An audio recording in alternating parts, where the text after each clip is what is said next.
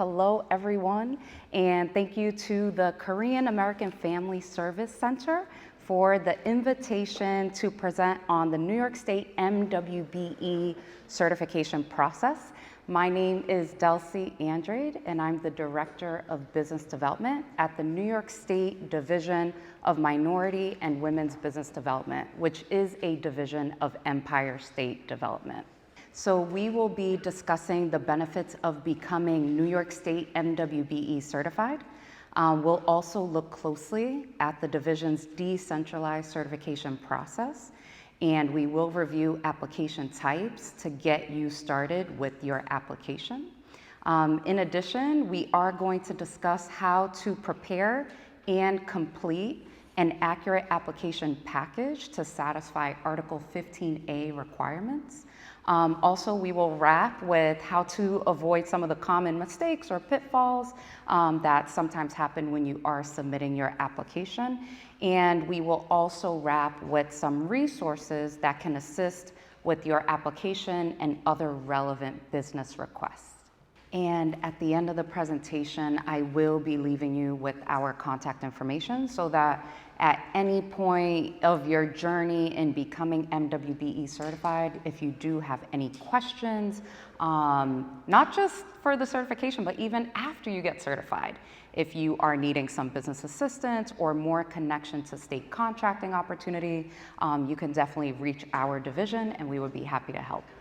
So our mission is to promote the equality of economic opportunities for MWBEs and to also eliminate barriers to their participation in state contracts.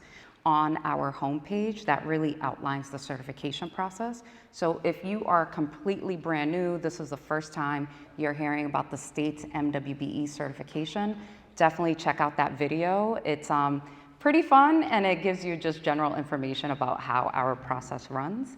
But basically, after you take that assessment, the next step is really all about gathering your required documentation, and we'll go into more detail in the next slide.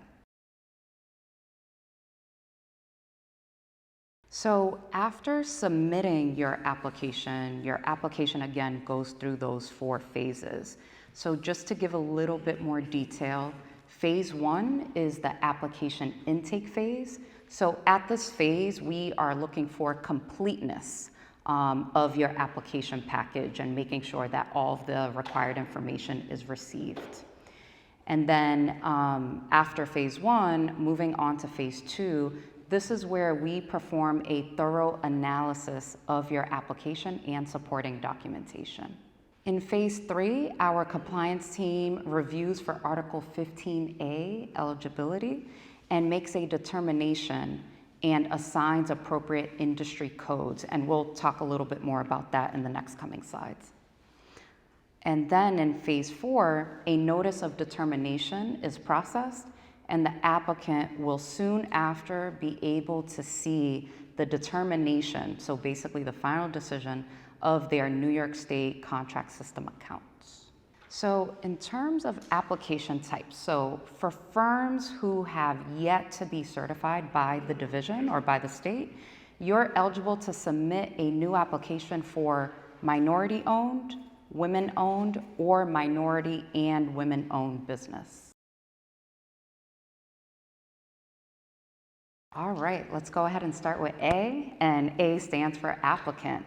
So the question that we're really asking is, does the applicant demonstrate the following? So is there 51% ownership of the applicant business? Is the personal net worth below 50 million? Also, is the applicant a United States citizen or permanent resident? And does the applicant belong to a minority group and or is a woman? To demonstrate that you meet these criteria, the division does look at a lot of different documentation. So that does include your certification affidavit, your personal net worth statement, your complete personal tax return, among other documents. So we are asking, does the business have less than 300 employees and satisfy the small business requirement? So the division, and we have some of them listed here, we are looking at complete business tax returns, W-2s and other documentation, stock ledgers or narrative, application of authority, certification of incorporation, bylaws, meeting minutes. Also, certificate of assumed name and filing receipt, proof of significant business presence in New York State, and also proof that applicant's business is actively conducting business in New York State, among other things. I feel like I'm always saying among others because there is a full listing of all the documentation that we are asking for.